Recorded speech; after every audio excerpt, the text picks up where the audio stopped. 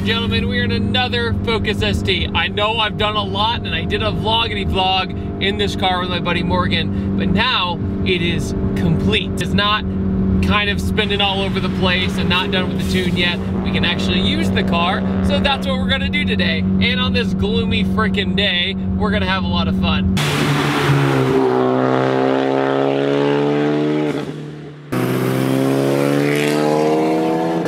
This is Morgan's Focus ST. If you did not know before, I reviewed his WRX bug eye that he had for a very long time. Then he ended up selling that car, ended up getting the Focus ST with a deal that he could not refuse because the people were just trying to get rid of it. He put out some atrocious number out there and they took it somehow. I don't know how, but Morgan ended up getting the car. So what has Morgan done to this car since he's bought it?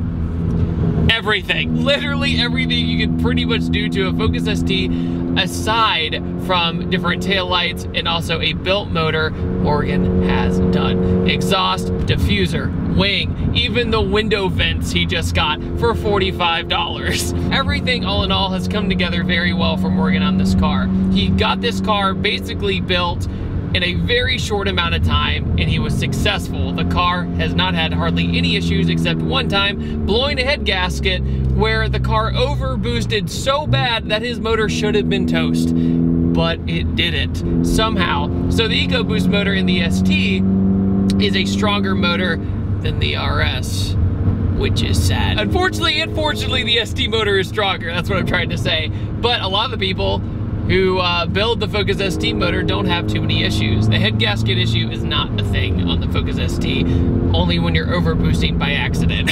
So it's got an HKS blow-off valve. It's got basically springs on it, in links, stuff like that. All of the suspension has pretty much been touched, so that's why it sits so pretty. He's got Koenig wheels on it that look fabulous, and he's got finally a tire that can put down the power. This car makes practically 400 wheel horsepower. It's basically 396 or 397 wheel horsepower and 404 foot-pounds of torque. For some reason, American four cylinders, I imagine this. I imagine a board meeting of some Americans building a four-cylinder turbo car and seeing how the other companies in Japan and everywhere else have no torque in their engines. And they're like, oh no, we're not gonna build a four-cylinder without any torque, so we're gonna make sure it has more torque than horsepower, which almost always happens. Even the SRT4 had more torque than horsepower when you tuned it. So that's a plus, but that makes the Focus ST's power band extremely weird if you've never gotten used to it. And there's a lot of torque steer. Not as much torque steer as the Mazda Speed 3 though. Torque steer in the Mazda Speed 3 is laughably uncontrollable compared to the Focus ST. You really tuned the suspension and the geometry to where it wouldn't be as drastic of a problem when you put all that power to the front wheels. Now a lot of you are gonna say, oh, it's front wheel drive. It's a shame it's not like all wheel drive like the RS. But like we said, the RS is an amazing car when you don't mess with it. You can mess with the ST a lot more. It seems like that's not as much of a problem. But the ST is a good looking car, and over the generations they cleaned up the front end a little bit more, but Morgan just got these really awesome new headlights that made the car look a lot better. The normal headlights on the STs are pretty boring. They're just there. You know, it's nothing special. They're not halogens or anything like that.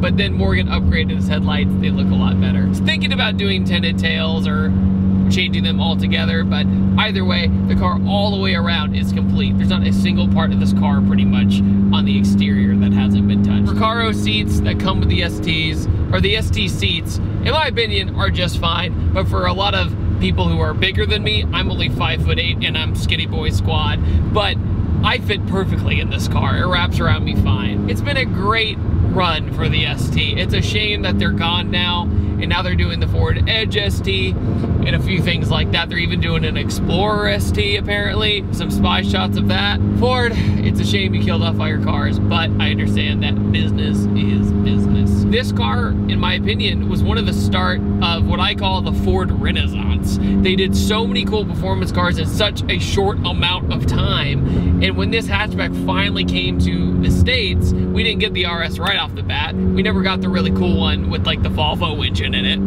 but this was a good starting point to show that people were about that life with turbocharged engines with EcoBoost. A lot of people before the ST didn't really know what EcoBoost was. You could find it in the Taurus SHO, you could find it in cars like that, but those were such sleepers that people didn't even know about them, therefore they didn't sell. Therefore, that's why the Taurus is gone too.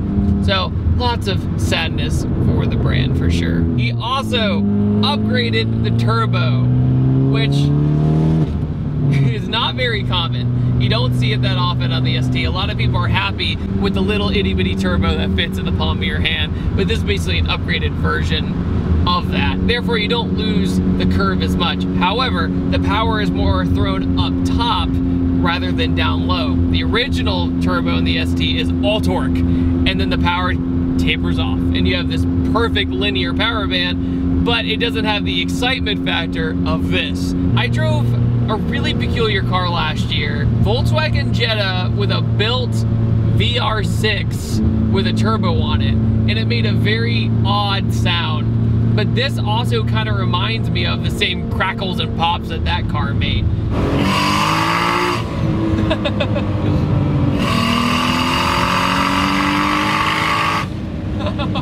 One thing you'll notice with the exhaust setup on this is when you downshift, you get ridiculous pops and crackles.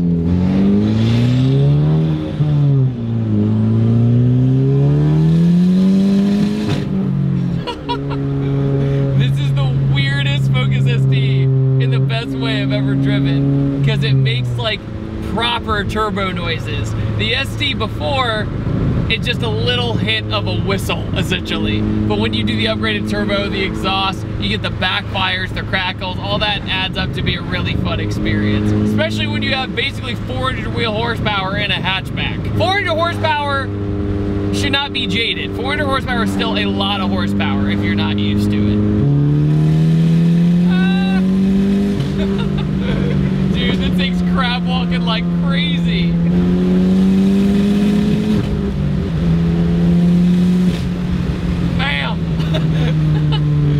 In between each shift, oh, my shift knob got untwisted.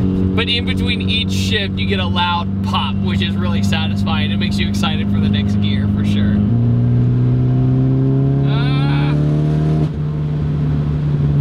The brakes on the ST, man, I just always love them. They're super sensitive right off the bat if you're not used to them, but then later you like embrace the sensitivity of the brake pedal, because then you're like, oh, I could stop like whatever, no big deal. Oh yeah, by the way, it's powered on E85 and has a fuel system. That also helps you get the power numbers that this car makes. Dude, the corner exit of this thing's amazing. When I came out of that corner and I eased out of, I was in theoretically the wrong gear. I could have done it much faster, but I just eased into 4th gear, and the way the power kicked on was very predictable and didn't feel dangerous to exit the corner fast. And that is a huge problem with a lot of fast front-wheel drive cars. You don't know what it's gonna do as soon as you leave a corner. Entering is usually fine, but when you leave it, it sometimes snaps to the right and snaps to the left, and that's just not fun.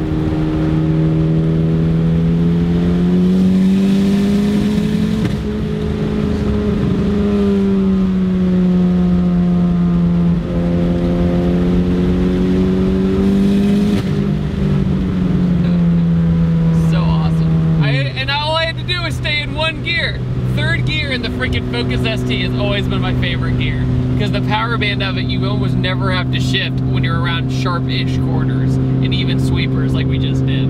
Alright, you guys, I want to thank each and every one of you for watching this Focus ST review. What do you guys think about Morgan's Focus ST? I personally loved it.